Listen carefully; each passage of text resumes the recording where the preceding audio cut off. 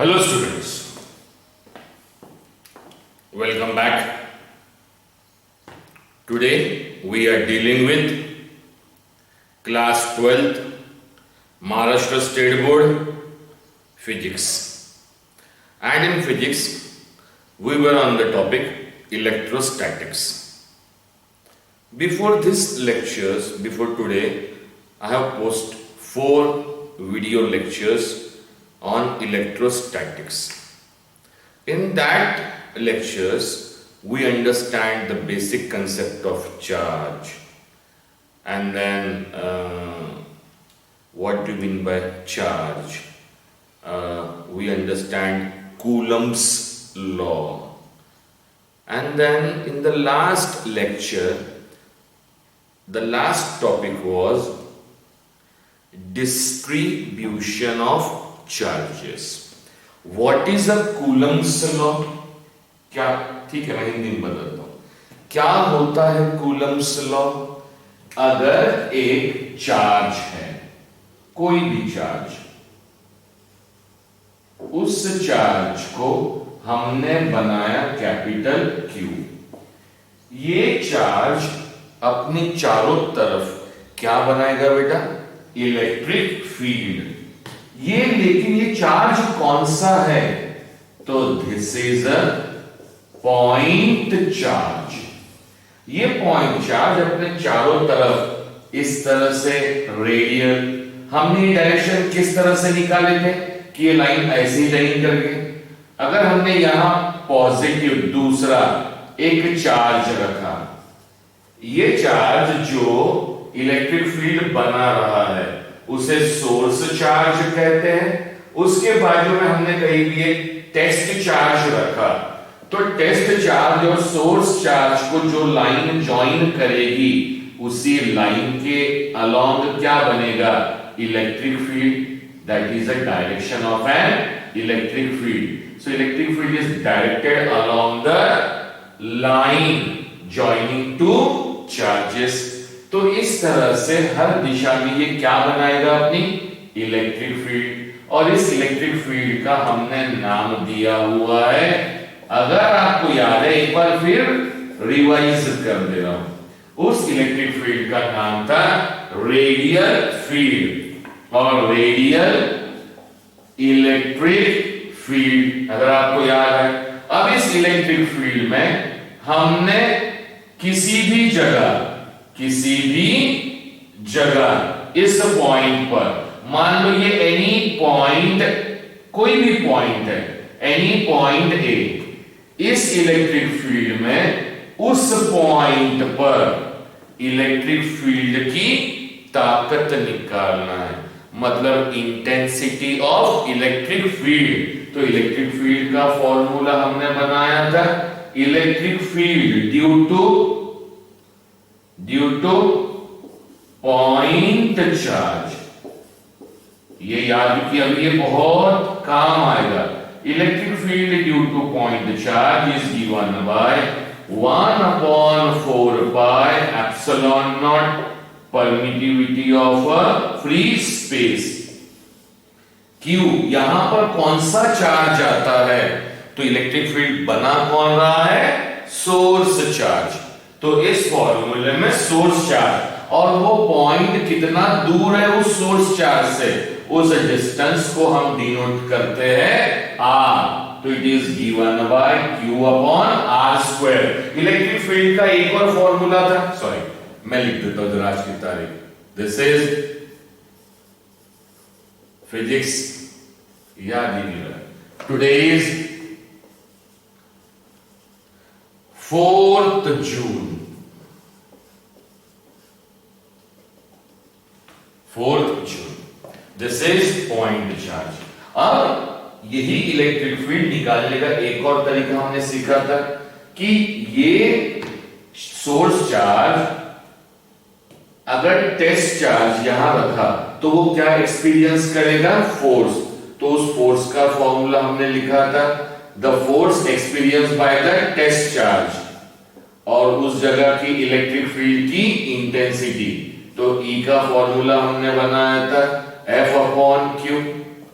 तो इस फॉर्मूले में टेस्ट चार्ज है, इस फॉर्मूले में सोर्स चार्ज है। अब हमें किस फॉर्मूले पे ध्यान देना है? जिस फॉर्मूले में सोर्स चार्ज है। तो this is known as electric field at point A which is at a distance r from source charge q is given by 1 upon 4 pi epsilon naught q upon r square। और ये formula हमने Coulomb's law से बनाया था, लेकिन ये formula applicable, Coulomb's law is applicable only for point charge.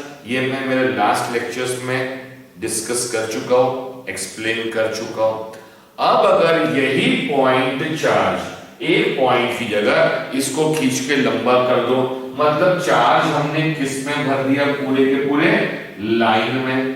This is a line, और इस पूरे लाइन में कौन मौजूद है बेटा? चार्जेस। तो चार्ज लंबे हो गए। तो क्या हम ये फॉर्मूला यूज कर सकते थे? नहीं। तो फिर मैंने लास्ट लेक्चर में बताया, और उसके लिए हमने फॉर्मूला बनाया electric field at any point. ये पॉइंट अगर यहां लो, at any point which is at a distance r from the line. लिया था बेटा, r डिस्टेंस पर है। या हमने क्या किया था वहां? छोटा सा हमने कैसा किया था कि ये इतनी बड़ी लाइन के टोटल चार्जेस निकालना हमारे लिए पॉसिबल नहीं है, तो हमने एक यूनिट लंबी लाइन लिए। एक यूनिट लंबी लाइन की लेंथ कितनी माने थे? L। इस एक यूनिट L की वैल्यू 1, वो यूनिट कुछ भी हो सकता, मीटर मान लीजिए। एक मीटर में जो चार्जेस है that is given by lambda. फिर हमने बहुत छोटा सा डिस्टेंस माना था, और वो छोटा सा डिस्टेंस कितना माना था? dl। एक मीटर में लैम्बडा चार्जेस, तो dl मीटर में कितने चार्जेस? Lambda into dl। और बाद में हमने फॉर्मूला बनाया था electric field at a point due to the charge distribution along a line is given by 1 upon 4 pi epsilon naught integral lambda dl upon r square. अब यही charge line की जगह हमने किस में डाल दिए? प्लेन शीट में डाल दिए। तो शीट के कहां आ गए? ये सरफेस पर। तो पूरा एरिया कवर कर लिया। तो जब एरिया कवर किया तो electric field at a point due to the charge distribution along a sheet is given by, ये लास्ट वीडियो में मैंने पूरा एक्सप्लेन किया, ये सिर्फ एक ब्रश अप करके दे रहा हूं। 1 upon 4 pi epsilon naught integration of, वहां हमने lambda denotes linear charge density, फिर ये आई sigma surface charge density, sigma d A upon r square. ये हो गया प्लेन शीट में। उसके बाद हमने निकाला था एक वॉल्यूम में वॉल्यूमेट्रिक डिस्ट्रीब्यूशन, बट जो लिए थे हमने वॉल्यूम, जो भी मटेरियल लिए थे वो नॉन कंडक्टर था। कंडक्टर होता तो सारे चार्जेस सरफेस पे आ जाते, नॉन कंडक्टर है तो चार्जेस अंदर वॉल्यूम में क्या हो गए? डिस्ट्रीब्यूट। तो अंदर पूरे वॉल्यूम में फैल गए, जैसे वाटरमेलन के अंदर सीड्स फैल जाती है। उसके लिए फिर हमने electric field at a point due to a charges which is distributed in a volume, non conducting sphere मान लीजिए, तो it is given by 1 upon 4 pi epsilon naught integration of rho volumetric charge density rho dv upon r square. तो ये चार तरह के charge distributions हमने पढ़े थे। पॉइंट चार्ज, एक ही पॉइंट में सारा चार्ज कॉन्सेंट्रेट है, पूरी लाइन में चार्ज भरा हुआ है, पूरे शीट में चार्ज भरा हुआ है, वॉल्यूम में चार्ज भरा हुआ है। उसके लिए हमने ये सारी चीजें डिस्कस कर ली थी, ये वीडियो का लास्ट था। लेकिन इस चार्ज डिस्ट्रीब्यूशन में एक और तरह का चार्ज डिस्ट्रीब्यूशन बाकी है। वो चार्ज डिस्ट्रीब्यूशन जो सबसे ज्यादा यूज होता है। मतलब क्या, तो समझिए। आइए, अब हमने क्या लिया, हमने पार्टिकल लिया। वो एक पार्टिकल जो दो पार्टिकल से मिलके बना है, जिसे हम केमिस्ट्री में अगर दो पार्टिकल से, दो चीजों से मिलके बनता, दो एटम से मिलके बनता, उसे हम मॉलिक्यूल कहते हैं। तो हमने एक ऐसा मॉलिक्यूल लिया जो दो एटम से मिलके बना है। तो दो एटम से मिलके बना है, एक एटम पर वो एटम बन गया आयन, तो एक पर चार्ज है निगेटिव, एक आयन पर चार्ज क्या, एटम, जिसमें इलेक्ट्रॉन्स जो उसके पास है एक्चुअली उतने ही, अगर इलेक्ट्रॉन का लेना देना हुआ तो इट बिकम आयन, केमिस्ट्री में इतना मालूम है। एक निगेटिव चार्ज लिया, क्या लिया बेटा, एक निगेटिव चार्ज, और एक क्या लिया बेटा, पॉजिटिव चार्ज। हमने एक ऐसा पार्टिकल, एक ऐसा मॉलिक्यूल लिया जो दो पार्टिकल से मिलके बना है। उन दो पार्टिकल में से एक पार्टिकल पर निगेटिव चार्ज है और एक पार्टिकल पर पॉजिटिव चार्ज है। अब ये दोनों चार्जेस नजदीक आए ड्यू टू कूलम्स लॉ। बताइए इनके बीच में कौन सा फोर्स बनेगा, रिपल्शन का या अट्रैक्शन का? तो सबको मालूम है opposite charges attract each other, तो इनके बीच में कौन सा फोर्स बनेगा बेटा, अट्रैक्शन का। और ये दोनों नजदीक आएंगे, और नजदीक आने के बाद ये नजदीक आए, नजदीक आने के बाद एक फिक्स्ड डिस्टेंस पर खड़े हो जाएंगे। अब ये चिपक क्यों नहीं जाएंगे सर, चिपकेंगे लेकिन कुछ ना कुछ फिक्स्ड डिस्टेंस होगा। फिक्स्ड डिस्टेंस का मतलब समझिए, जब हम एटम देखते हैं, बनाते हैं, तो उसके आउटर क्लाउड में कौन होते हैं बेटा, इलेक्ट्रॉन्स।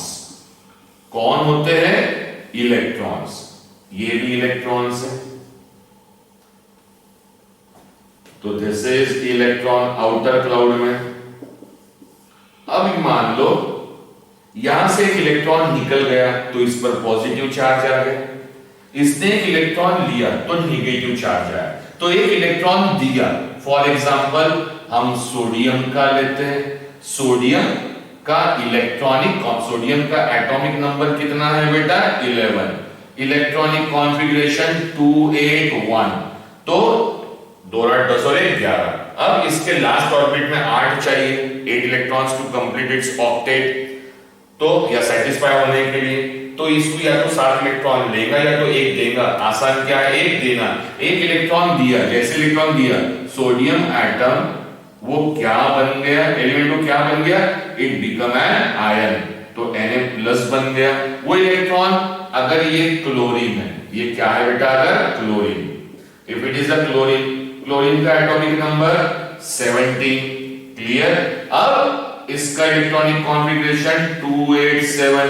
अब इसको भी एक इलेक्ट्रॉन की जरूरत है, या तो 7 देगा या एक लेगा। आसान है एक लेना, एक लिया मतलब एक निगेटिव चार्ज लिया, निगेटिव चार्ज लिया तो ये एटम से बन गया आयन, Cl निगेटिव बन गया बेटा। अब ये सोडियम और chlorine positive ion, negative ion, positive. आज अब केमिस्ट्री की भाषा करने के बजाय मैं फिजिक्स की भाषा में, पॉजिटिव चार्ज निगेटिव चार्ज, दो अपोजिट चार्जेस से क्या करेंगे, अट्रैक्ट। लेकिन जब ये नजदीक आएंगे तो आउटर मोस्ट इलेक्ट्रॉन में तो यहां निगेटिव चार्ज है और ये भी चार्ज निगेटिव है, तो ये वाला फोर्स, कूलम फोर्स तो नजदीक आएगा, लेकिन एक डिस्टेंस पर आने के बाद ये इसको रिपेल, ये इनको तो रिपेल करेंगे, तो ये पूरी तरह चिपक जाएंगे क्या, नहीं। ये आके जब तक कूलम फोर्स है, कूलम फोर्स की ताकत ज्यादा है, तो ये नजदीक आ रहे, नजदीक आ रहे, नजदीक आ रहे। अब इलेक्ट्रॉन सिमिलर चार्जेस, तो ये रिपल्शन का फोर्स लगाएंगे। अब रिपल्शन का फोर्स, क्योंकि ये दूर थे तो रिपल्शन का फोर्स कम था, नजदीक आए तो अब रिपल्शन का फोर्स बढ़ रहा है, अट्रैक्शन कम होते जा रहा है। एक जगह आके दोनों बैलेंस हो गए, जिस जगह बैलेंस हो गए वहां दोनों रुक गए, लेकिन ज्वाइन तो हो गए, रुक गए। अब यहां पे रिपल्शन और अट्रैक्शन के फोर्स दोनों बैलेंस हो गए, वो दोनों एक जगह आके रुक गए, तो उनके बीच में एक डायग्राम बड़ा बना दिया ताकि आपको दिखे। तो एक फिक्स डिस्टेंस पर आके रुक गए वो फिक्स्ड डिस्टेंस। तो इस तरह का फिजिक्स में हम ये क्यों पढ़ रहे हैं, इसलिए पढ़ रहे हैं कि ये भी एक तरह के चार्जेस का डिस्ट्रीब्यूशन है। कैसा डिस्ट्रीब्यूशन है भाई, एक तरफ निगेटिव चार्जेस है, एक तरफ पॉजिटिव चार्ज है। तो इस तरह का डिस्ट्रीब्यूशन, ये केमिस्ट्री में देखा आपने, मॉलिक्यूल NaCl नमक बनता है, तो इस तरह का जो डिस्ट्रीब्यूशन बना, एक तरफ निगेटिव एक तरफ पॉजिटिव, इस तरह के डिस्ट्रीब्यूशन सबसे ज्यादा पाए जाते हैं दुनिया में। इलेक्ट्रोलिटिक कंपाउंड अगर आपने केमिस्ट्री में पढ़ा होगा तो एक तरफ निगेटिव होगा और एक तरफ पॉजिटिव। इलेक्ट्रोलिटिक मॉलिक्यूल्स, एक तरफ निगेटिव एक तरफ positive. Clear to all of you? तो ये बनते हैं ये। तो इस तरह का डिस्ट्रीब्यूशन सबसे ज्यादा पाया जाता है, जिसमें एक तरफ निगेटिव और एक तरफ पॉजिटिव, और इस तरह के डिस्ट्रीब्यूशन को कहा जाता है dipole. It is known as a dipole. एक तरफ निगेटिव एक तरफ पॉजिटिव। अब दिमाग में आएगा सर एक तरफ निगेटिव एक तरफ पॉजिटिव लेना है, तो क्या हम ऐसा नहीं लिख सकते कि इस तरफ पॉजिटिव हो और इस तरफ निगेटिव हो? ऐसा बिल्कुल ले सकते। आप जिस तरफ पॉजिटिव बनाना चाहे उस तरफ पॉजिटिव बना सकते, जिस तरफ निगेटिव बनाना चाहे निगेटिव बना सकते। लेकिन मैं एडवाइस करता हूं, बीइंग अ मैथमेटिशियन, एक एडवाइस करता हूं, हमने बचपन में जब नंबर लाइन सीखी है, नंबर लाइन, तो बताइए नंबर लाइन की खासियत क्या होती थी? तो ये सेंटर पे ओरिजिन, सेंटर के राइट में क्या होते थे? सारी वैल्यूज पॉजिटिव, और सेंटर के लेफ्ट में सारी वैल्यूज निगेटिव। तो ये अगर एक बार आपने डिसाइड कर लिया कि लेफ्ट में हमेशा निगेटिव, और आपने उस तरह से फॉर्मूले बनाए, उस तरह से याद रखे, तो एग्जाम में उल्टा दिया है, एक इस तरफ पॉजिटिव इस तरफ निगेटिव, तो आपने उसको सीधा करके न्यूमेरिकल करना है। तो ये आपको कंफ्यूजन से दूर रखता है। तो वो चार्ज डिस्ट्रीब्यूशन जिसके एक तरफ निगेटिव हो एक तरफ पॉजिटिव हो, एक तरफ निगेटिव एक तरफ positive, that is known as a dipole. और डायपोल की definition, what is the definition of a dipole? Two charges, two opposite charges. I should write, I should clear it। हम अपने शब्दों में लिखते हैं बेटा, तो इसलिए ध्यान दीजिएगा। तो एक सेकेंड ना, जरा कपड़ा गीला है।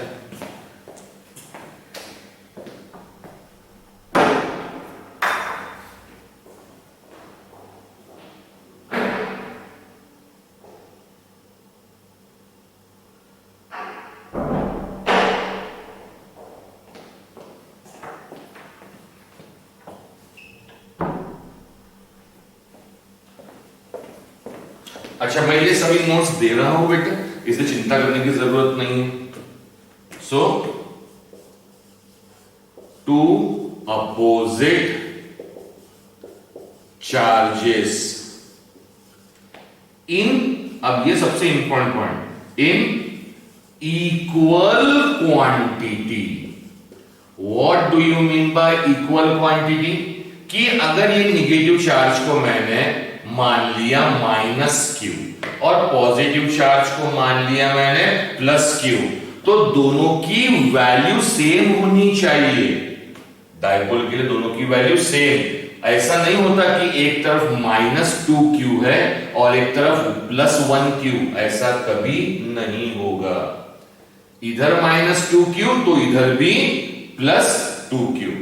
तो टू अपोजिट चार्जेस, इधर में -q तो उधर में +q, two opposite charges in equal quantity join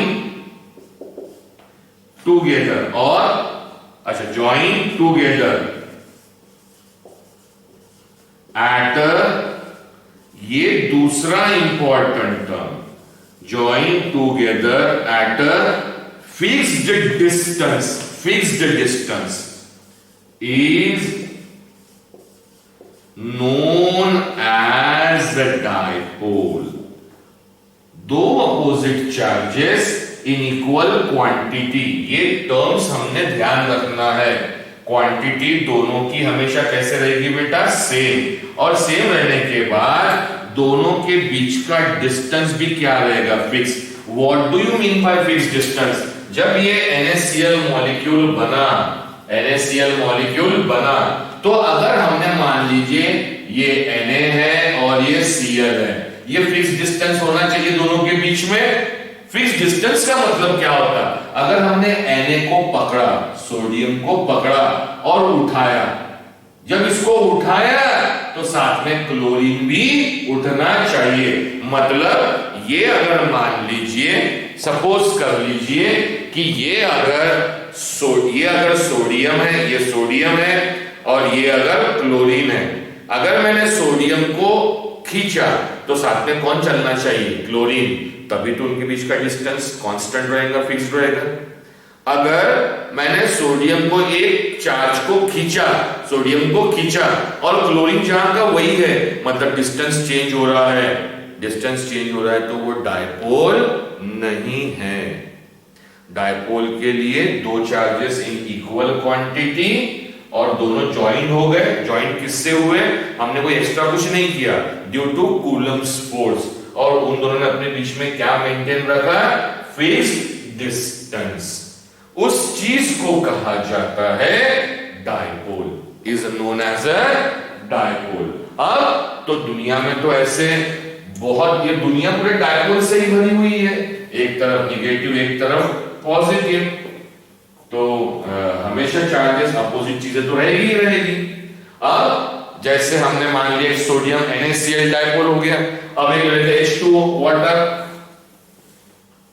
तो या फिर दूसरा जो आपको केमिस्ट्री मुझे उतनी आती नहीं है बेटा, तो हमने दूसरा एक डायपोल ले लिया। अब ये पहले एक काम करते हैं, सुनिए। अब हमने जब ये डायपोल बनाया, मतलब एक तरफ निगेटिव चार्ज रखा। ध्यान दीजिए, वो जो चार्ज रख रहे हैं हम डायपोल के लिए, क्वांटिटी तो इक्वल है, लेकिन जरा डायग्राम पे गौर कीजिए, वो चार्ज जो रख रहे हैं डायपोल के लिए वो पॉइंट चार्ज है, ना लाइन में, ना शीट में, ना वॉल्यूम में डिस्ट्रीब्यूटेड नहीं है। क्या है वो? Point charge. तो डायपोल के लिए जो दो चार्ज लेंगे वो पॉइंट चार्ज। तो एक तरफ निगेटिव चार्ज है, एक तरफ पॉजिटिव चार्ज है, दोनों का कोई ना कोई सेंटर होगा, तो ये सेंटर ले लिए। तो सेंटर से इस निगेटिव का जो डिस्टेंस है, ध्यान दीजिएगा, सेंटर से निगेटिव के डिस्टेंस को, दोनों इक्वल डिस्टेंस पर है, तो distance can't be negative, coordinates negative होंगे, डिस्टेंस निगेटिव नहीं होता। तो ये डिस्टेंस हमने डिनोट किया स्मॉल एल से, तो इधर का भी डिस्टेंस किससे डिनोट होगा? स्मॉल एल से। इसका मतलब दो चार्जेस के बीच में टोटल डिस्टेंस किससे डिनोट करेंगे? तो वी डिनोट इट बाय, दो चार्जेस के बीच का distance we denote it by 2L। 2L, यहां से लेके यहां तक L, यहां से लेके यहां तक L, तो टोटल डिस्टेंस कितना हो गया बेटा? 2L। तो अब ये डायग्राम को देखिए, क्योंकि अब ये फिक्स्ड डिस्टेंस पर है, दो चार्जेस हैं। जैसे आप ये समझ लीजिए, यहां एक चार्ज, यहां एक चार्ज। अब बताइए, ये जो डायपोल बना, ये डायपोल क्या इलेक्ट्रिक फील्ड बना सकता है? क्या ये इलेक्ट्रिक फील्ड बना सकता है? तो आंसर है यस। क्यों? क्योंकि जब भी चार्ज की बात आएंगी तो every charge makes its own electric field, तो इलेक्ट्रिक फील्ड बना सकता है। इलेक्ट्रिक फील्ड बना सकता है, और सेंटर से पकड़ा तो ये ऐसा घूम भी सकता है। घूम रहा है मतलब रोटेशनल मोशन, एक एक्सिस के ऊपर आ गया बेटा ये, क्योंकि पूरा डायपोल घूम रहा है। मतलब इसमें क्या आ गया? टॉर्क। टॉर्क का एक और नाम है, अगर याद है मेरे क्लास जो बच्चे पढ़ रहे हैं और जिनका फिजिक्स का बहुत बेसिक नॉलेज क्लियर है, टॉर्क का एक और नाम है जिसे हम कहते हैं मोमेंट ऑफ फोर्स। मोमेंट याद जाना। अब ये घूम भी सकता है, ये क्या कर सकता है? घूम सकता है। ये चल भी सकता है डायपोल। ये इलेक्ट्रिक फील्ड और बहुत सारे काम कर सकता है, बहुत सारे काम कर सकता है। तो एक डायपोल इलेक्ट्रिक फील्ड बना सकता है, घूम सकता है, चल सकता है, तो हर डायपोल वो काम कर सकता है। तो फिर हमने एक NaCl का डायपोल लिया, एक डायपोल लिया, एक दूसरा डायपोल लिया, एक तीसरा डायपोल लिया, तो फिर सारे काम ये भी कर सकता है, सेकंड नंबर भी कर सकता है, थर्ड नंबर भी कर सकता है। बोर्ड पे लिख देता हूं। ये डायपोल नंबर 1 लिया, डायपोल नंबर 2, डायपोल नंबर 3, ये भी इलेक्ट्रिक फील्ड बना सकता है, ये भी इलेक्ट्रिक फील्ड, ये भी इलेक्ट्रिक फील्ड, ये भी रोटेट हो सकता है, ये भी तीनों हो सकते हैं। ट्रांसलेशनल मोशन हो सकता है, आगे जा सकता है, तो सब हो सकता है, सब हो सकते हैं, हर डायपोल सभी काम कर सकते हैं। तो फिर कौन सा डायपोल ज्यादा अच्छा है? अब नेक्स्ट टॉपिक है डायपोल, हम समझ गए। अब कई सारे डायपोल्स, ये दुनिया डायपोल से भरी पड़ी है, तो फिर हम कैसे मालूम चलेगा कि कौन सा डायपोल बेहतरीन है, अच्छा है? अच्छा है मतलब जिसका इफेक्टिवनेस ज्यादा है। तो कौन सा डायपोल अच्छा है, किसका इफेक्टिवनेस ज्यादा है, ये डिसाइड करने के लिए हमने एक नई फिजिकल क्वांटिटी बनाई, और उस फिजिकल क्वांटिटी, जो न्यू फिजिकल क्वांटिटी बनाई, उस फिजिकल क्वांटिटी का नाम रखा गया dipole moment. It is known as a dipole moment, और डायपोल मोमेंट डिनोट करेंगे हम लोग P से। इलेक्ट्रिकल में किसे डिनोट करेंगे? P से।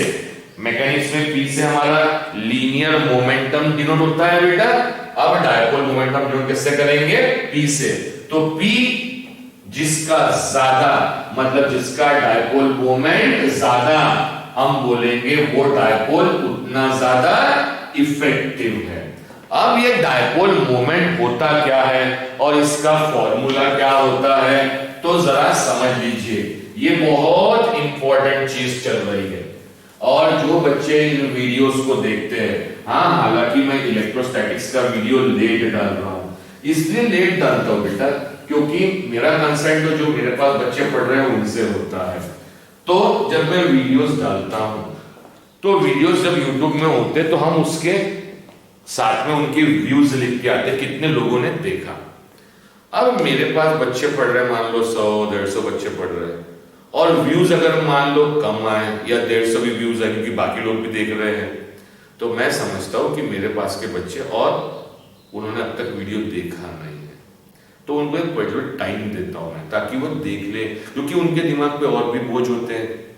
और मतलब कि हम जिस लॉकडाउन पीरियड में, तो मैं यहाँ पर मैथ्स के वीडियोस भी डाल देता हूँ, तो मैथ्स का बहुत सारा होमवर्क होता है, तो उसमें शायद वो बिजी होते हैं, इसलिए प्रॉपर टाइम देता हूँ पढ़ने के लिए।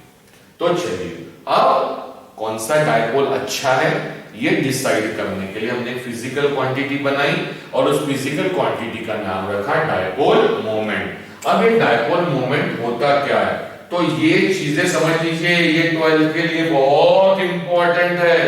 ये समझे तो आगे बढ़ेंगे, आगे की चीजें समझेंगी, क्योंकि कोर्स जो नया आया है उसमें मैक्सिमम सीबीएसई इंक्लूड कर दिया है। इलेक्ट्रोस्टैटिक्स में जब मैंने देखा कि इलेक्ट्रोस्टैटिक्स में मैक्सिमम सीबीएसई इंक्लूड कर दिया है, उसके साइंस भी इंक्लूड हो गए, इसलिए अब ये समझना बड़ा इंपॉर्टेंट है, हम कोई चीज स्किप नहीं कर सकते हैं।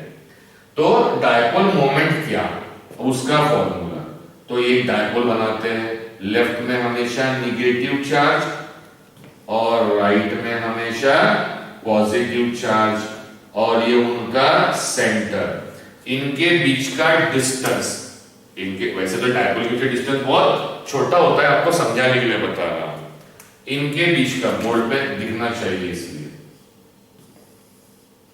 इनके बीच का डिस्टेंस कितना लिया गया बेटा, अभी थोड़ी देर पहले बताया, it is denoted by twice L, denoted by twice L. अब देखिए डायपोल मोमेंट निकालते कैसा है। मोमेंट का मतलब होता है घूमना। अब मोमेंट कहां देखते हैं रियल लाइफ में, तो चलिए एक चीज बताता हूं, ये मैंने मैकेनिक्स में भी बताया, बड़े आराम से बताया मेरी क्लास में। मैं चाहूँ तो डायरेक्ट फॉर्मूला लिख के आगे बढ़ सकता हूँ, आप याद भी कर लेंगे, लेकिन समझना है हम रियल लाइफ में मूवमेंट कहाँ देखते हैं। तो ये डायग्राम अगर मैं बताऊं रियल लाइफ में मूवमेंट मैकेनिक्स में हम कहाँ देखते हैं, तो सब लोग मार्केट गए वेजिटेबल खरीदने के लिए, सब्जी खरीदने के लिए मार्केट गए, मार्केट सभी ने देखा है। तो वो सब्जी अगर हमने उसको 1 किलो मांगी है, जनरली आजकल तो लोग इलेक्ट्रॉनिक वेइंग मशीन रखते हैं, पहले आज भी कई जगह पर मैनुअल वेइंग मशीन होती है कि कांटा होता है। ये एक रॉड जिसके एक तरफ इधर में तराजू लगा हुआ है बेटा, इधर में तराजू लगा हुआ है यहां, और इसके एक तरफ इधर में तराजू लगा हुआ है, और बीच में से नॉब निकली है जिसको वो इंसान पकड़ता है।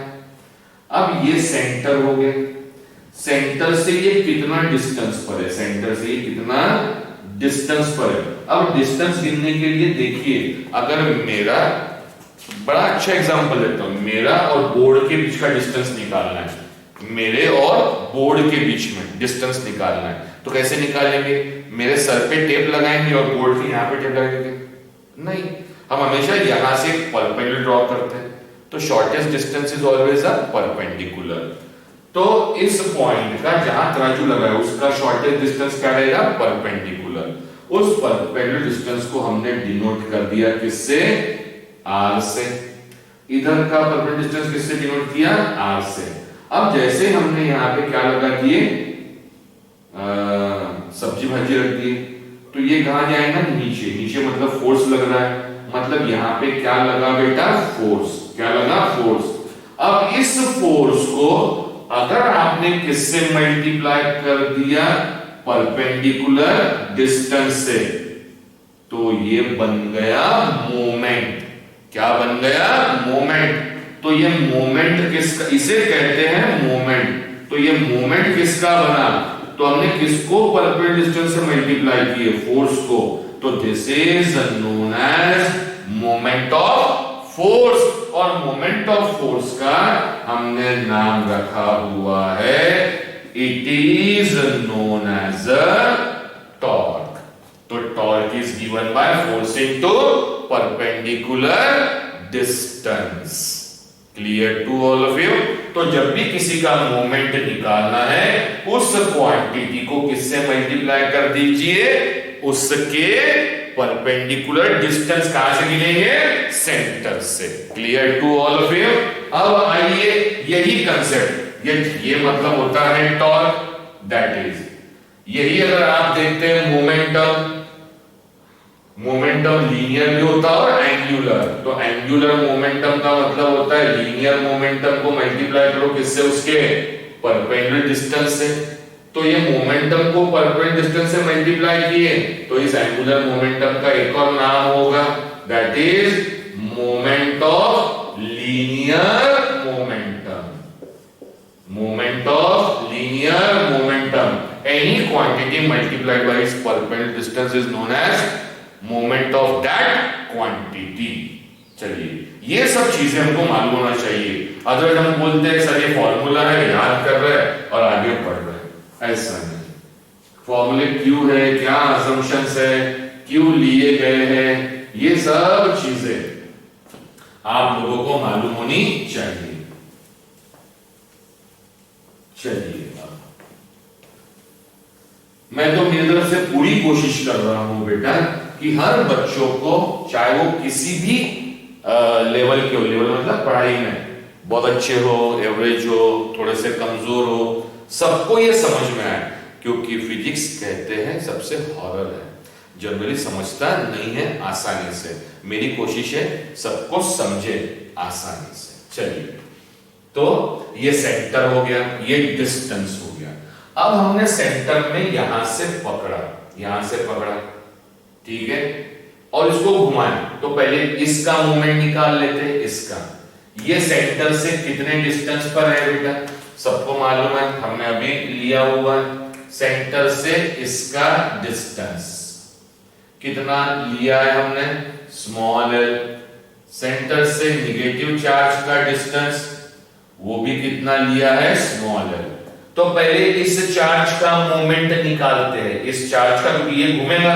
अगर हमने ऐसा किए तो ये इधर घूमेगा बेटा, जो मैकेनिक्स में हमने व्हील के क्वेश्चन में सुना है, तो ये नीचे घूमेगा। तो moment due to this charge, इस चार्ज का मोमेंट, तो जिसका मोमेंट निकालना है उसको उसके परपेंडिकुलर डिस्टेंस से मल्टीप्लाई करो। तो इस चार्ज का moment is known as given by Q into L। Sign से हमें लेना देना नहीं, साइन से हमें लेना देना है नहीं, हम सिर्फ मोमेंट निकाल रहे हैं। तो Q into L, इस चार्ज का moment due to this charge, तो वो भी कितना हो, क्वांटिटी इक्वल है, कितना होगा, QL। तो टोटल मोमेंट कितना होगा, इस चार्ज के द्वारा मोमेंट QL, इस चार्ज के द्वारा मोमेंट QL, तो टोटल मोमेंट कितना होगा, 2QL। और यही कहलाता है आपका डायपोल मोमेंट। तो what is the formula for dipole moment, it is given by 2QL। आगे हम इसकी डेफिनेशन पढ़ेंगे, आसान अपने शब्दों में सिखाऊंगा। तो डायपोल मोमेंट का फॉर्मूला कितना बना बेटा, 2QL। लेकिन आगे अगर मैं ये कंसेप्ट नहीं सिखाऊं तो मैक्सिमम टाइम कंफ्यूजन होता है इस 2 को लेके, इस 2 को लेके। ये 2 किसके साथ एसोसिएटेड होना चाहिए, तो यहां देखिए ये 2 किसके साथ एसोसिएटेड है। तो हमने लेंथ 2 चार्जेस के बीच कितनी दी है, 2L। तो फॉर्मूला क्या बनता है, इसको आगे अगर डिस्कस करें तो it is given by charge into 2L। लिख सकते हैं बेटा, this is the formula for dipole moment. So how will you define dipole moment, dipole moment is defined as the product of any one charge, the product of any charge or the product of one charge, the product of a charge and distance between two charges. So dipole moment is defined as product of charge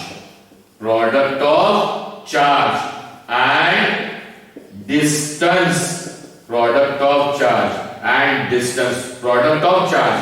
वो charge कोई भी लो, quantity same है, हम sign ले रहे हैं क्या, नहीं, तो क्वांटिटी सेम है, तो product of charge and distance between two charges। It is very very important, distance between two charges। ये कंसेप्ट रखने से क्या होता, तो इसको एक एग्जांपल से समझते बेटा, एक एग्जांपल से। चलिए, उम्मीद करता हूं आंसर देंगे और देखते हैं क्या आंसर होता है। कि हमने डायपोल लिया, क्या लिया बेटा, एक डायपोल जिसके एक तरफ चार्ज है -2 microcoulomb charges, coulomb is a very big quantity इसलिए माइक्रो।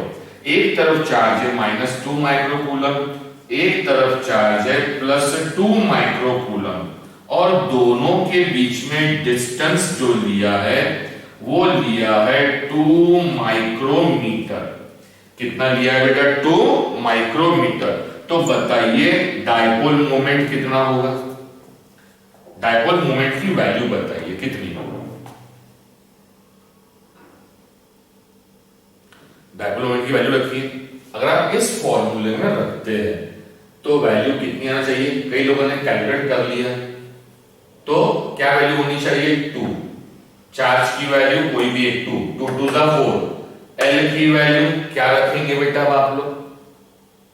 तो यही कंफ्यूजन अवॉइड करने के लिए हमने क्या बोला, एनी वन चार्ज 2 रख दिए, साइन की जरूरत नहीं, multiply by distance between 2 charges. In 2 charges के बीच का डिस्टेंस कितना है बेटा, 2 माइक्रोमीटर। और ये 2 वैल्यू किसकी है? 2L की, क्योंकि दो चार्जेस के बीच का डिस्टेंस किससे डिनोट किया? 2L, और 2L की वैल्यू कितनी है? 2, तो 2 into 2 it will be given by 4। और आप सोचिए, जनरली आप लोगों ने 8 आंसर बोला होगा, तो इसी कंफ्यूजन को अवॉइड करने के लिए हम 2 हमेशा किसके साथ एसोसिएट करेंगे? L के साथ, चार्ज के साथ नहीं। तो अब next star, dipole moment. Dipole moment that is P is given by Q into 2L, और I am writing directly 2QL, 2QL। अब इसको आगे और समझते हैं, ठीक है? इसमें एक दो चीजें और। अब सबसे पहले बताइए, ये जो हमने डायपोल मोमेंट पढ़ा है अभी, मोमेंट हमने इसके पहले ही पढ़ा है। Moment force into perpendicular torque, तो घूमता है, घूमता है तो उसके पास क्या होगा? क्वेश्चन मेरा ये है कि डायपोल मोमेंट ये स्केलर क्वांटिटी है या वेक्टर क्वांटिटी है? तो घूम रहा मतलब डायरेक्शन आएगी, डायरेक्शन आ रही है, मतलब ये कौन सी क्वांटिटी हो गई? Vector quantity. So it is a, और ये मैकेनिज्म मैंने बता चुका हूं पहले, it is a vector quantity. ये बहुत काम की चीजें हैं, क्योंकि इसके बाद मैं नहीं पढ़ाऊंगा आप लोगों को, इसका हम डायरेक्टली यूज करेंगे। अब अगर ये वेक्टर क्वांटिटी है, अगर ये क्या है बेटा? वेक्टर क्वांटिटी है, कौन? डायपोल मोमेंट, तो इसका कोई ना कोई डायरेक्शन होगा। तो बताइए इसका डायरेक्शन क्या होगा?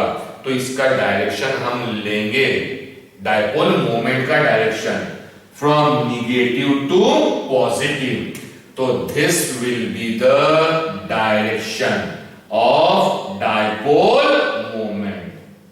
किधर से किधर रहेगा बेटा डायरेक्शन डायपोल मोमेंट का? फ्रॉम निगेटिव टू पॉजिटिव, हमारे कन्वीनियंस के लिए। और हम मानते हैं कि डायपोल मोमेंट का डायरेक्शन किधर है?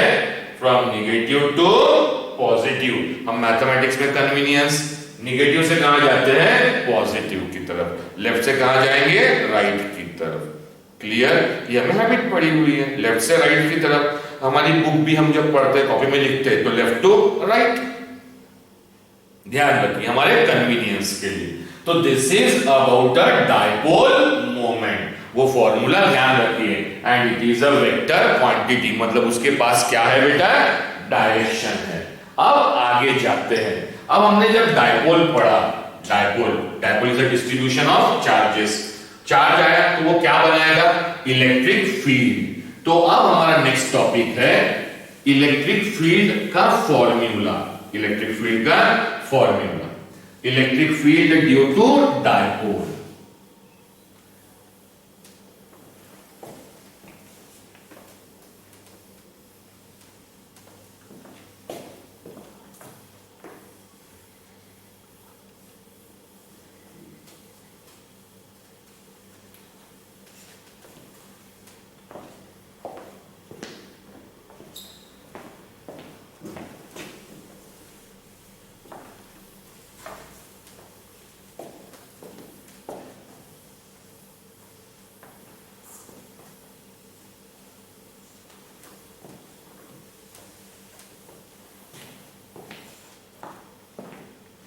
So now we are going to find the electric field due to dipole at any point. So electric field due to dipole. Dipole is a distribution of charges. तो ये last distribution जो हमारे course में है, it is electric field due to a point charge. Electric field कहां निकाले? At any point. ये भी एट एनी पॉइंट निकले हुए हैं बेटा। अब अगर हमने डायपोल बनाया, समझिए, अगर हमने क्या बनाया बेटा? डायपोल बनाया, तो इसके 3 केसेस हैं, 3 जगह पढ़ना है इलेक्ट्रिक फील्ड। इलेक्ट्रिक फील्ड लेने के लिए कहां निकालना है? तो हो सकता ये डायपोल की जो लाइन है, उसी लाइन पे एक पॉइंट ले लिया, वहां इलेक्ट्रिक फील्ड निकालना है। या तो एक ऐसा पॉइंट लिया, एक ऐसा पॉइंट लिया जो पॉइंट दोनों चार्जेस से इक्वल डिस्टेंस पर है। इक्वल डिस्टेंस पर सेंटर होता, सेंटर से जो लाइन पास करेंगी उस पे जो भी पॉइंट रहेगा वो दोनों चार्जेस से इक्वल डिस्टेंस पर बनेगा। तो पॉइंट जो चार्ज की डायपोल की लाइन पे है, डायपोल की लाइन को कहा जाता है एक्सियल लाइन और एक्सिस, डायपोल का एक्सिस। और जो पॉइंट दोनों चार्जेस से इक्वल डिस्टेंस पर हो, वो पॉइंट जिस लाइन पर है उस लाइन को कहा जाता है इक्वेटोरियल लाइन। इक्वेटोरियल मतलब वो लाइन जिसके ऊपर आने वाला हर एक पॉइंट दोनों चार्जेस से इक्वल डिस्टेंस पर है। ये डिस्टेंस और ये डिस्टेंस दोनों क्या है, सेम। तो हमें इलेक्ट्रिक फील्ड कहां निकालना है, उस पॉइंट पर जो या तो एक्सियल लाइन पर है या तो इक्वेटोरियल लाइन पर। तो ये तो पॉइंट फिक्स हो गए, या तो एक्सियल लाइन पे या तो इक्वेटोरियल लाइन पे। लेकिन तीसरा किस्सा हो सकता कि पॉइंट कहीं भी हो सकता, एनीवेयर। तो पॉइंट कहीं भी है तो at any place, at any place, तो उस पॉइंट पे भी क्या बनेगी, इलेक्ट्रिक फील्ड। तो हमें इलेक्ट्रिक फील्ड की वैल्यू कहां निकालना है, we have to find the electric field due to dipole at a point on axial line, at a point on equatorial line or at any place. Clear to all of you? किसी भी जगह हो वो point. तो इसको step wise करते हैं और ध्यान से समझिएगा प्लीज, मुश्किल नहीं है, समझिए। तो फर्स्ट ऑन एक्सियल लाइन। अब कहां निकाल रहे बेटा हम, सबसे पहले एक्सियल लाइन मतलब एक्सिस पर। तो ध्यान देके सीखिएगा, डायग्राम थोड़ा बड़ा बना रहा हूं ताकि आपको वीविंग के लिए क्लियर रहे, ध्यान से दिखे, बराबर दिखे। तो ये एक चार्ज, ये एक चार्ज, ये चार्ज माइनस क्यू, ये चार्ज प्लस क्यू। कुछ चीजें जो ध्यान देना है, ये इनके बीच का सेंटर, ठीक है। सेंटर को नाम दे देते हैं क्या, मुझे लगता है जरूरत तो नहीं लगती, आप चाहे तो सेंटर का नाम दे दो, हमने दे दिए O, ठीक है। सेंटर से प्लस क्यू का डिस्टेंस, जल्दी, it is given by L। Centre से माइनस क्यू का डिस्टेंस, फास्ट बोलना चाहिए, इट is also given by L, क्योंकि डिस्टेंस कांट बी निगेटिव। फिर अब आगे late A be any point, let A be any point at a distance, क्योंकि हमने जब भी electric field at a point निकाला वो पॉइंट हमेशा उस चार्ज से कोई ना कोई डिस्टेंस पर रहा है बेटा, और डिस्टेंस किसे डिनोट किया है, r से। Let A be any point at a distance, let A be any point on, कहां पर ले रहे हैं, axial line, eight a distance r from dipole. ये कंसेप्ट समझना है बेटा आप लोगों ने ध्यान से। अब ए हम एक पॉइंट ले रहे हैं, वो पॉइंट कहां होना चाहिए, एक्सियल लाइन। तो एक्सियल लाइन इसकी ये है बेटा, ये एक्सिस हो गया, this is it's axial line. अब हम वो पॉइंट ए कहां ले रहे हैं, इस एक्सियल लाइन पर ले रहे हैं। अब ये एक्सियल लाइन पर लिया, तो ये ले लिया बेटा मैंने point, this I have taken a point A, लिया बेटा। बट ये पॉइंट कितने डिस्टेंस पर है, आर पर। आर डिस्टेंस पर है, किससे, किससे आर डिस्टेंस पर है, डायपोल से। तो डायपोल से आर डिस्टेंस गिनेंगे कहां से? प्लस क्यू चार्ज से, माइनस क्यू चार्ज से या सेंटर से। तो इसका आंसर है जब डायपोल से डिस्टेंस लेना है किसी भी पॉइंट का तो it is always taken from the centre. कहां से लिया जाएगा बेटा? सेंटर। तो ये डिस्टेंस कितना हो गया? R. Any doubt to anybody? Clear to all of you? So let A be any point on axial line at a distance r from dipole. ये जो r जो पॉइंट है वो प्लस q से r डिस्टेंस पर नहीं है, वो माइनस q से भी r डिस्टेंस पर नहीं है, वो किससे r डिस्टेंस पर है? डायपोल से। डायपोल से डिस्टेंस गिनना है तो हमेशा कहां से गिनेंगे? सेंटर से। क्लियर? अब ये डिस्टेंस r है किससे? सेंटर से। अब पॉइंट A का डिस्टेंस बताइए प्लस q से। 12th में मैंने मैथ्स में बहुत अच्छे सिखाया हो और कई लेक्चर्स में टेंजेंट नॉर्मल लेक्चर्स में सिखाया हो। अब बताइए Q का A से डिस्टेंस कितना होगा? Q का A से डिस्टेंस, ये डिस्टेंस A डिस्टेंस डायपोल से कितने डिस्टेंस पर है? A डायपोल से कितना दूर है? R। अब वो A प्लस Q से कितना दूर है? तो बताइए। ये टोटल डिस्टेंस R है और ये कितना डिस्टेंस है? L। इस टोटल में से ये निकाल दो तो ये डिस्टेंस बच जाएगा। तो it is given by r minus l। Any doubt to anybody? This is the distance of point A from charge plus q। और अगर मैं डिस्टेंस निकालूं किसका? पॉइंट A का माइनस चार्ज q से, किससे निकाला जाए बेटा? माइनस चार्ज q से पॉइंट A का डिस्टेंस। तो ये कितना डिस्टेंस है? r और उसमें l और ज्यादा हो जाएगा तो it is given by r plus l। सो लिख दीजिए। So point A is at a distance, point A is at a distance r minus l from plus q and at the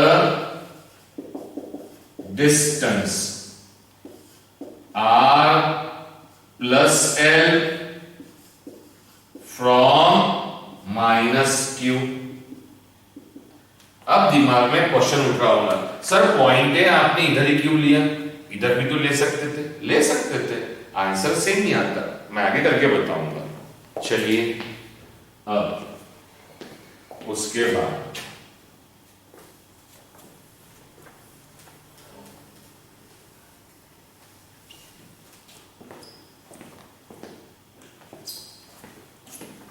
समझ लीजिए बेटा।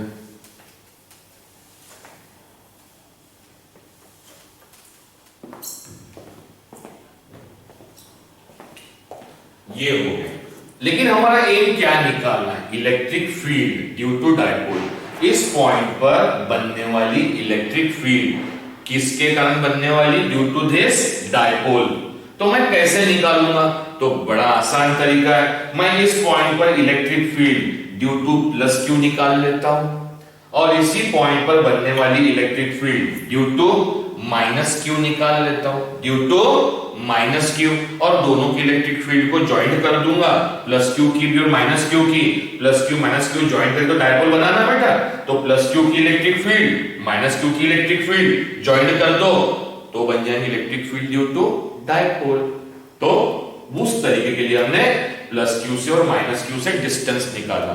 क्यों डिस्टेंस निकाला? क्योंकि जब आपको किसी एक पॉइंट चार्ज के द्वारा बनाई गई इलेक्ट्रिक फील्ड निकालना है तो उस पॉइंट चार्ज का उस सोर्स चार्ज का उस पॉइंट से क्या मालूम चाहिए? डिस्टेंस। तो हमने उस चार्ज से, ये चार्ज जो इलेक्ट्रिक फील्ड बनाएगा सोर्स चार्ज, इसका उस पॉइंट से डिस्टेंस, इसका भी उस पॉइंट से distance. So now as electric field due to charge, electric field due to charge plus q, that is E plus q is given by, plus q is given by, जल्दी 1 upon 4 pi epsilon naught, 1 upon 4 pi point charge, 1 upon 4% उस charge की value, तो लिखा charge Q upon distance, तो A कितने distance पर है उससे, R माइनस L, और उसका क्या होगा बेटा, होल स्क्वायर। तो this is electric field due to charge plus q. Due to एक वर्ड और लिख देता हूं ना मैं, ड्यू टू पॉइंट चार्ज, तो हम पॉइंट चार्ज लिखे तो वो फॉर्मूला लगा सकते हैं, इसलिए मैंने वो लिख के रखा हो सामने ताकि आप समझे, क्योंकि वो चार्ज लाइन में डिस्ट्रीब्यूट नहीं है, शीट में नहीं है और किसी में नहीं है, they are the point charges. और कूलम्स लॉ लगता है सिर्फ और सिर्फ पॉइंट चार्जेस के लिए, ध्यान रखिए।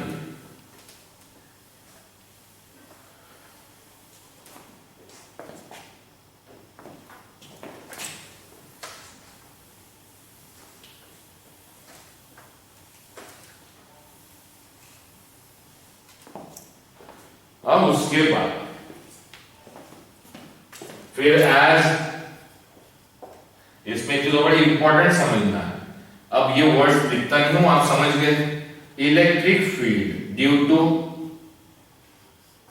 Charge minus q is given by 1 upon 4 pi epsilon naught. यहां हम चार्ज की साइन नहीं लिख रहे, क्यू आगे बताता, क्यू अपॉन माइनस है प्लस है, चार्ज क्यू ही लिख रहा हूं, आर प्लस एल का होल स्क्वायर।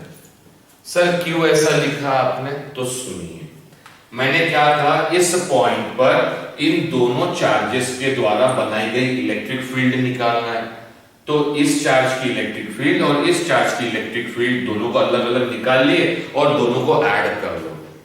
लेकिन जब दोनों के एडिशन की बारी आती है, दो इलेक्ट्रिक फील्ड के एडिशन की बारी, तो एडिशन 3 तरह के होते हैं, ये हमने पहले भी डिस्कस किया। अरिथमेटिक एडिशन जिसमें साइन की कोई वैल्यू नहीं होती, दूसरा अलजेब्रिक एडिशन, अलजेब्रिक जिसमें प्लस है तो प्लस, ये हमने चार्ज में सिखाया, +7 चार्ज -3 चार्ज तो टोटल चार्ज 4 हो जाते हैं, you know it very well. और तीसरे प्रकार का एडिशन होता है वेक्टर एडिशन। तो सबसे पहले चेक कर लो कि जब इन दोनों इलेक्ट्रिक फील्ड को ऐड करना है तो बताइए इलेक्ट्रिक फील्ड ये स्केलर क्वांटिटी है कि वेक्टर क्वांटिटी, बता चुका हूं। तो electric field is a vector quantity. तो जब दो इलेक्ट्रिक फील्ड का एडिशन होगा और वेक्टर में क्या होता है, डायरेक्शन, तो जब दो इलेक्ट्रिक फील्ड का, दो वेक्टर का एडिशन होगा, दो इलेक्ट्रिक फील्ड का एडिशन होगा, तो it will be a vector addition. क्या होगा बेटा, वेक्टर एडिशन। तो हम इलेक्ट्रिक फील्ड का डायरेक्शन निकालते हैं, मैं यहां समझा देता हूं आराम से। ये -q है, ये +q है, और इतनी दूरी पर कौन बना के रखे बेटा, हमने किसको बना के रखे हैं, यहां पर पॉइंट A को बना के रखा है, ठीक है। अब पता करना है कि यहां इलेक्ट्रिक फील्ड इस +q ने बनाया और इलेक्ट्रिक फील्ड वेक्टर क्वांटिटी है, तो उसका डायरेक्शन निकालना पड़ेगा कि इस पॉइंट पर +q जो इलेक्ट्रिक फील्ड बना रहा है उसकी डायरेक्शन क्या होगी।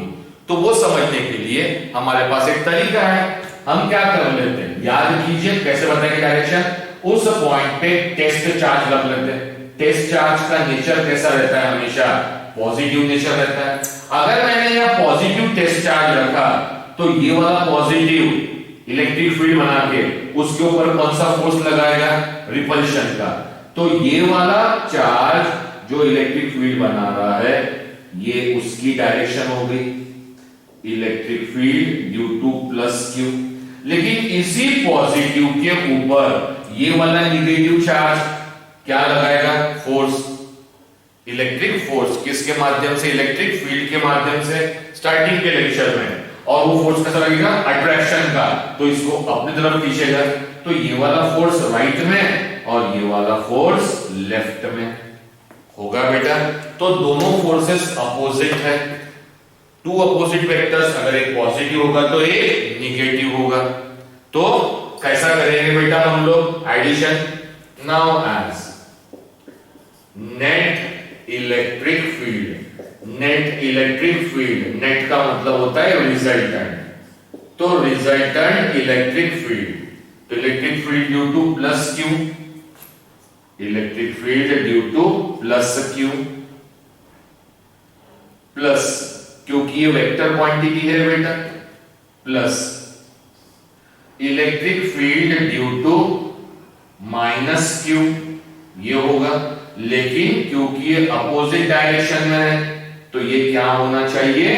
माइनस। तो ई रिजल्टेंट, मैं बताता हूं आपके दिमाग में क्या आ रहा है, 2 मिनट रुक जाइए। E plus q plus into minus minus, electric field due to minus q. ठीक है, ये लिख दिया, समझाने के लिए। अब दिमाग में क्वेश्चन आ सकता है, सर अपोजिट, तो अगर हमने ये डायरेक्शन कंसीडर किया तो ये अपोजिट हो गया, लेकिन अगर ये डायरेक्शन कंसीडर करते तो अपोजिट तो प्लस क्यू होता, तब हम ई माइनस क्यू लिखते और बीच में माइनस आता और ई प्लस क्यू लिखते। ऐसा भी हो सकता था। तो सर फिर ऐसा क्यों नहीं लिखा आपने? इसको पॉजिटिव लिया, इसको निगेटिव। सर इसको पॉजिटिव इसको निगेटिव क्यों नहीं लिया? तो सिंपल, मैं एक सिंपल सा चीज बताऊं, मेरी एज 43 इयर्स है, आपकी एज 17 इयर्स है। मैं कितने साल बड़ा हूं, मतलब हमारी एज में कितना डिफरेंस है? लगभग 27 इयर्स का डिफरेंस है या 26 इयर्स का डिफरेंस है। कैसे निकाला आपने? कैसे निकाला डिफरेंस? 43 माइनस 17। तो माइनस किस में से किसको किया? बड़े में से छोटे को। तो माइनस किस में से किसको करते? बड़े में से छोटे को। मतलब जिसकी इलेक्ट्रिक फील्ड की स्ट्रेंथ ज्यादा है उसमें से माइनस करेंगे उस इलेक्ट्रिक फील्ड को जिसकी स्ट्रेंथ कम है। अब इलेक्ट्रिक फील्ड की ताकत ज्यादा किसके पास है? तो डायग्राम फिर से बनाता हूं ताकि आपको फिर क्लियर कट समझ में आए। समझिए, ये डायपोल बना है माइनस क्यू प्लस क्यू, ये ए, चार्ज कौन सा है? प्लस। प्लस पे ये फोर्स कौन सा लगा रहा है? रिपल्शन का, दूर रिपल्शन का। और ये फोर्स कौन सा लगा रहा है? अट्रैक्शन का। ताकत ज्यादा किसकी है? तो इलेक्ट्रिक फील्ड का फॉर्मूला हम देख ही रहे हैं, electric field is inversely proportional to distance. हमने पढ़ा है electric field is inversely proportional to the square of a distance, लिखा हुआ है स्क्वायर ऑफ अ डिस्टेंस। मतलब डिस्टेंस कम तो इलेक्ट्रिक फील्ड ज्यादा, और डिस्टेंस ज्यादा तो इलेक्ट्रिक फील्ड कम। बताइए ए पॉइंट नजदीक किसके है? प्लस क्यू के। ए नजदीक है तो रिपल्शन वाली इलेक्ट्रिक फील्ड ज्यादा होंगी, और माइनस क्यू से दूर है तो अट्रैक्शन वाली इलेक्ट्रिक फील्ड की क्वांटिटी कम होगी, इंटेंसिटी कम होगी। तो ज्यादा किसकी है?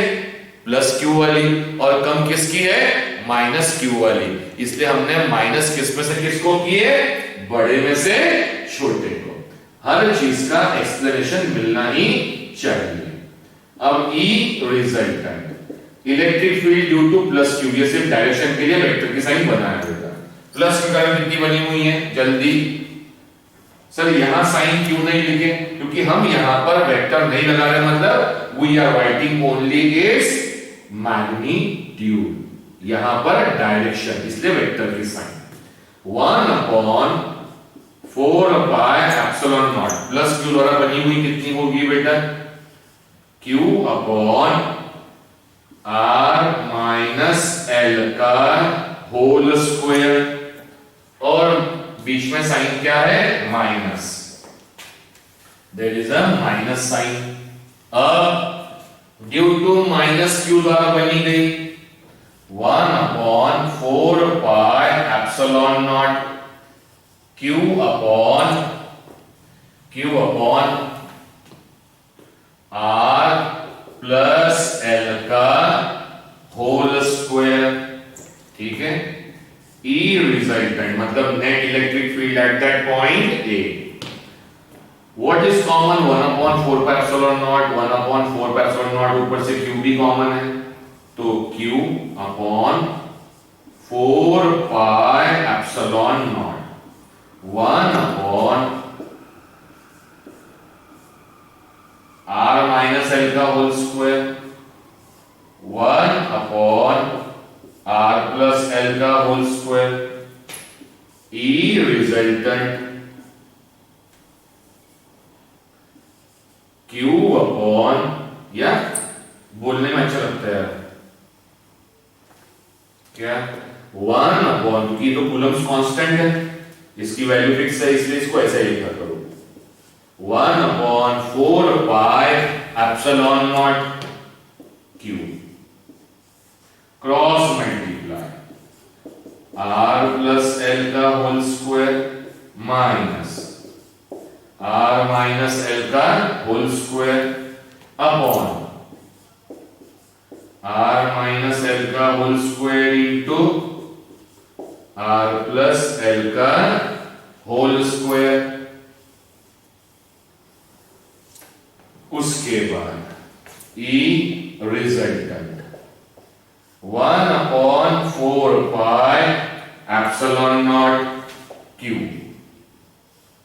पहले अपॉन को सॉल्व कर लेते हैं, दोनों मल्टीप्लाई में दोनों के पास स्क्वायर है तो कंबाइन कर लिया, r minus l r plus l का होल स्क्वायर लिख लिया बेटा।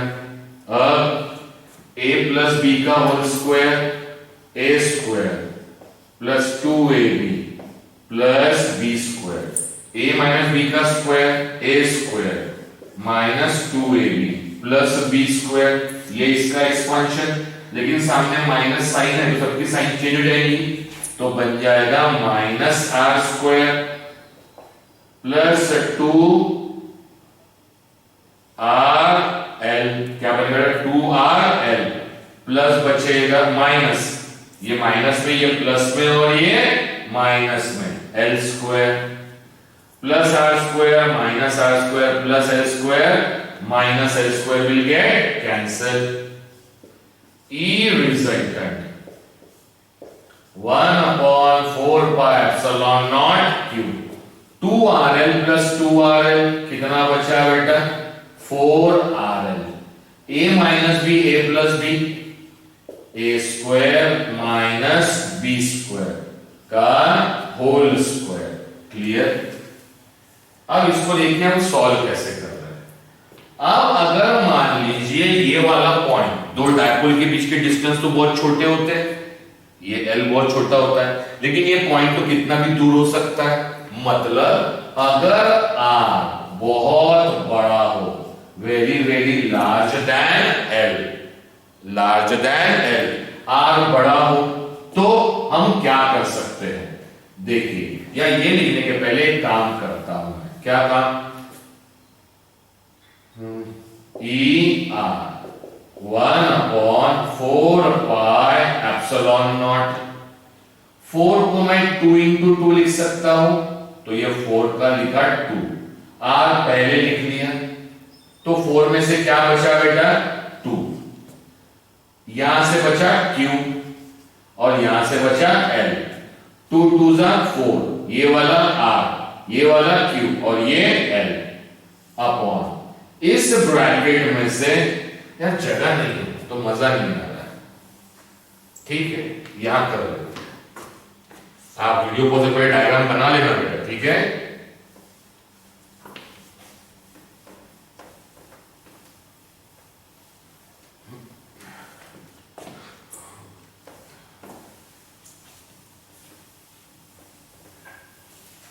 और ये सारे फॉर्मूले आपको एंट्रेंस में भी काम आएंगे, ध्यान रखिए इनके ऊपर न्यूमेरिकल्स पूछे जाते हैं।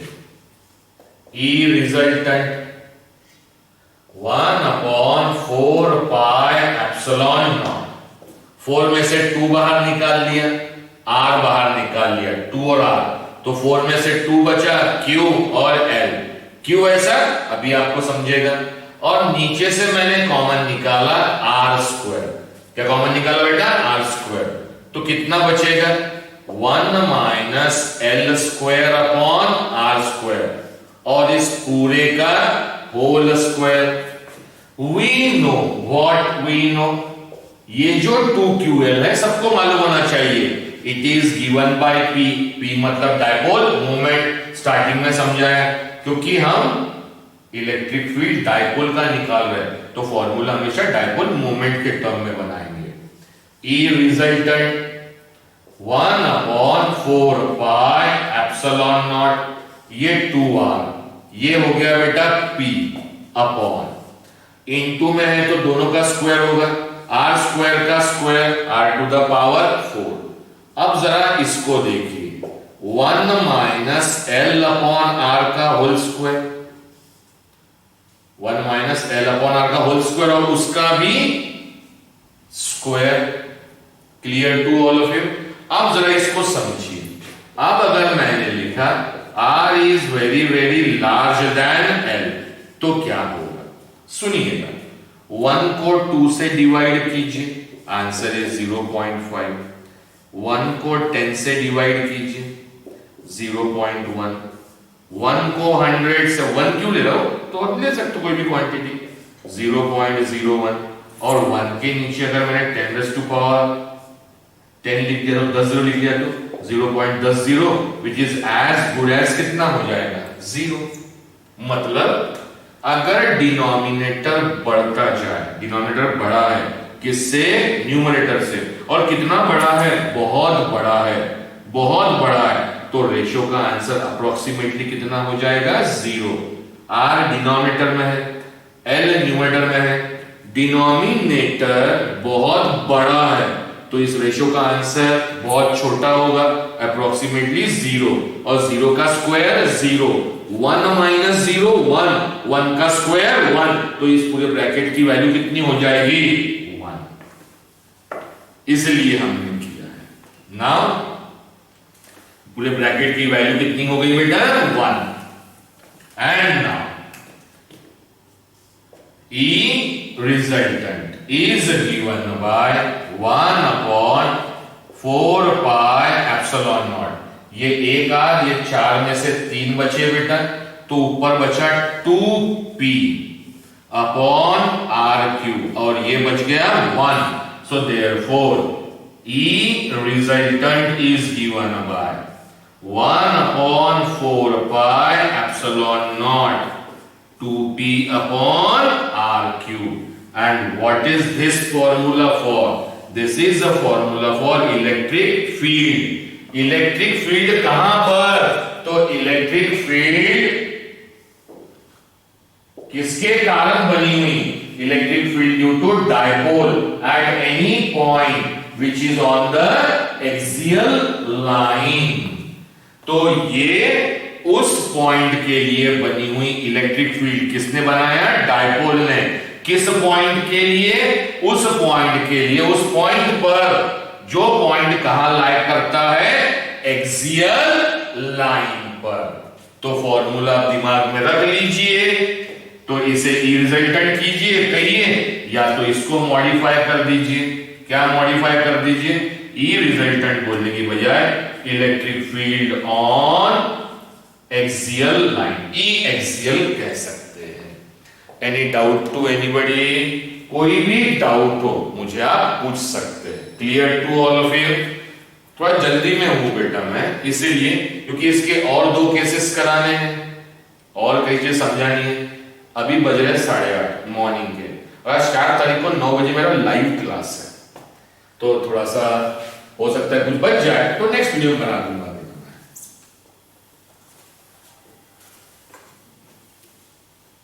चलिए,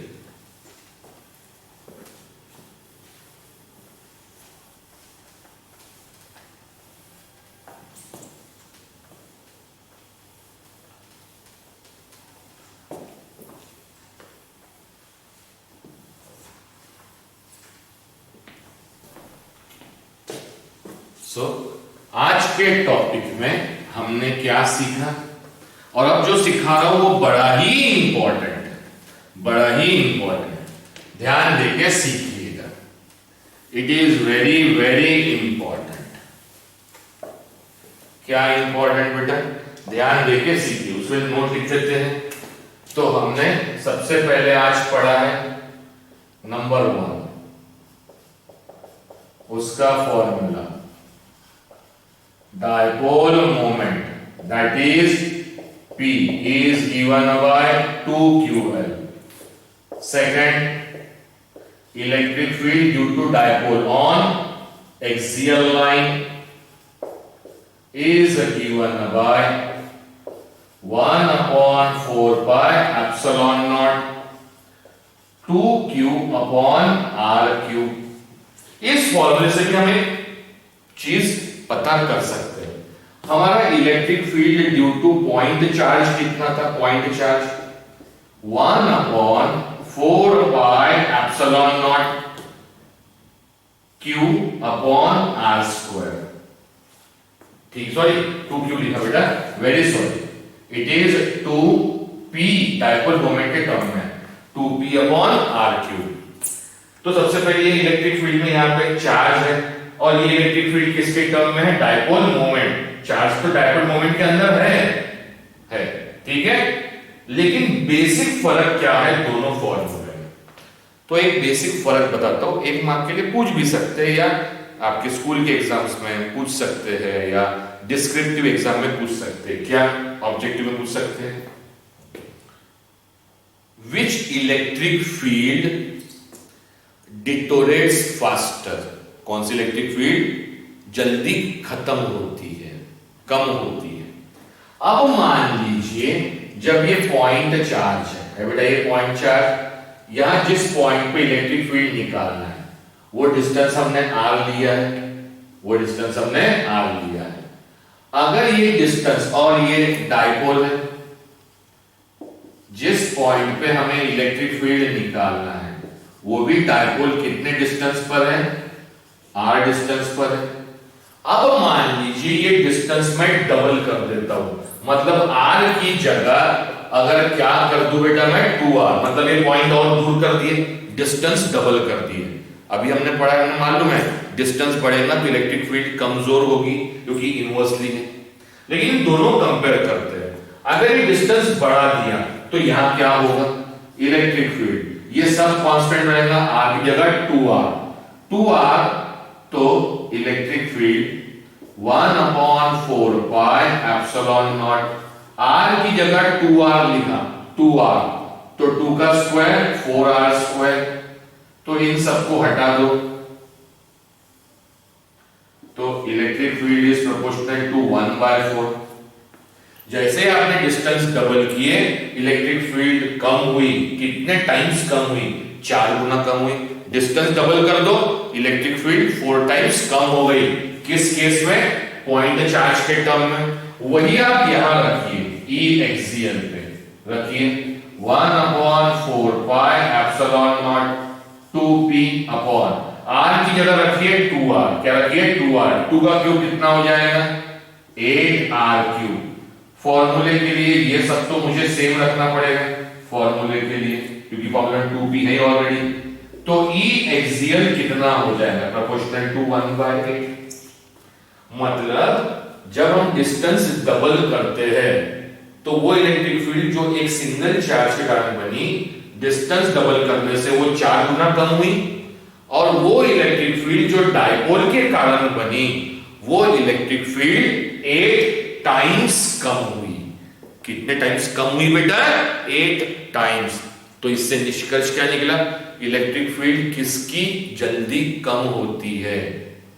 तो इलेक्ट्रिक फील्ड जैसे आपने डिस्टेंस बढ़ाया तो ज्यादा जल्दी कम इलेक्ट्रिक फील्ड डायपोल की होती है।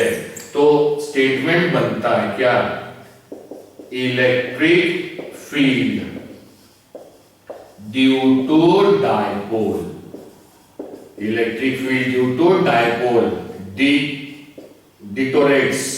डिटोरेट्स फास्टर।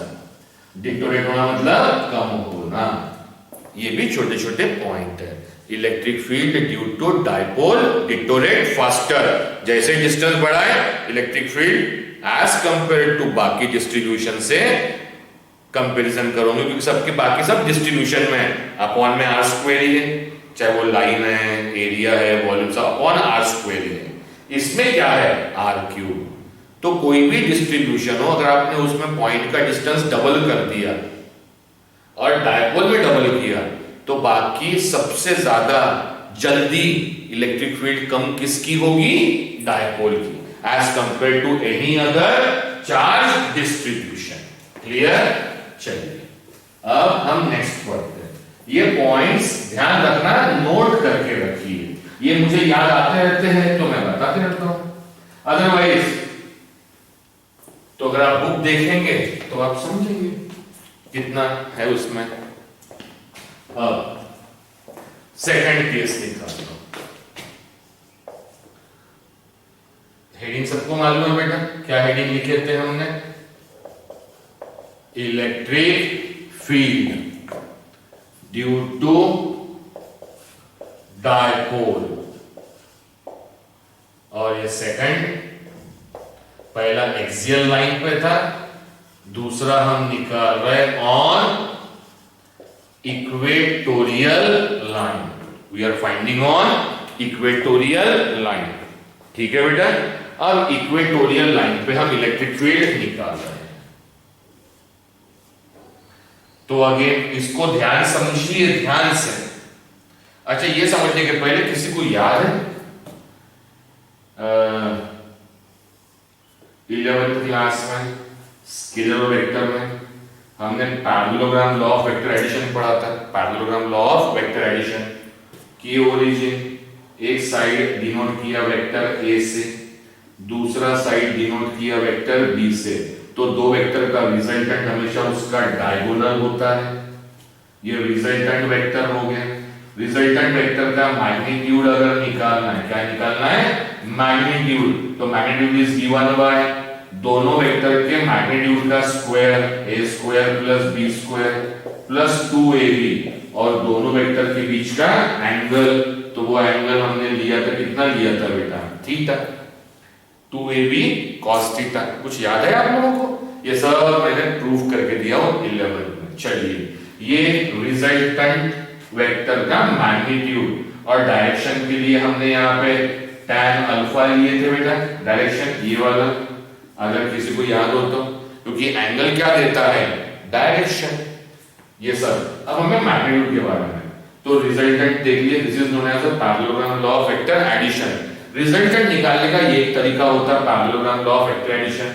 रिजल्टेंट निकालने का एक और तरीका है, क्या, मान लीजिए ये एक्स एक्सिस है और ये क्या है बेटा, वाई एक्सिस, और ये है एक फोर्स, इस लाइन पर ड्रॉ किया हुआ कोई भी एक वेक्टर, हमने फोर्स ले लिया, तो एक वेक्टर के ये फोर्स रिजल्टेंट फोर्स, लेकिन रिजल्टेंट दो चीजों को ऐड करके बना सकते हैं, मतलब दो को ऐड किया तो रिजल्टेंट, तो रिजल्टेंट को सेपरेट करूंगा तो कम से कम दो चीजें बननी चाहिए।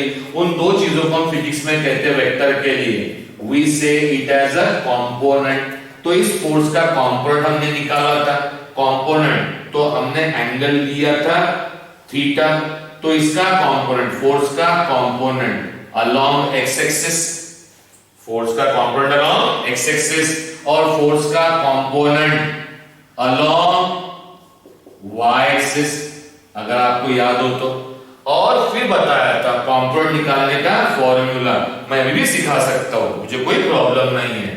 क्या होता है, फोर्स जिस पॉइंट पर, जिस डिस्टेंस पर है, वो xy मान लो, डिस्टेंस कितना मान लो, xy, कितना मान लीजिए बेटा, xy, या तो फिर xy की जगह इसका मैग्नीट्यूड जो है वो कितना मान लिए, mod of vector f। Mod of vector f को हम सिंपल f भी कह सकते हैं बेटा।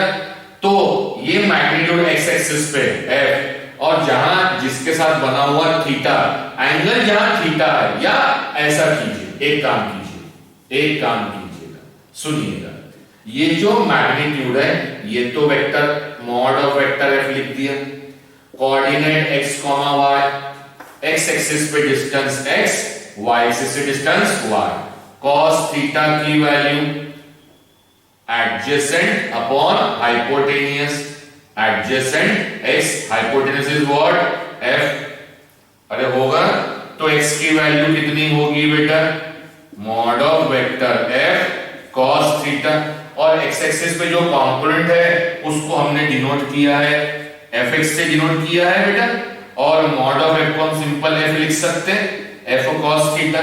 तो यहां fx की जो वैल्यू आई थी it is given by f cos theta, और y कंपोनेंट की जो वैल्यू आई थी वो होती थी बेटा f sin थीटा। ये सब मैं एक्सप्लेन कर चुका हूं, फिर इसको याद रखने का तरीका बताया।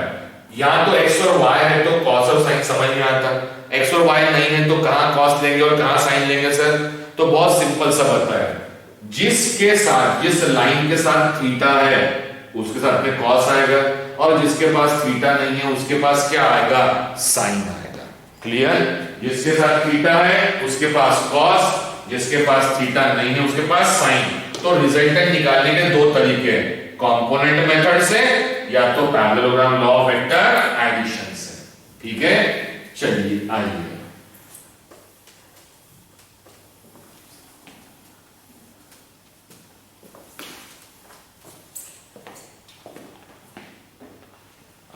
ना होगा क्या, 8:45 हो गए, 9 बजे क्लास है।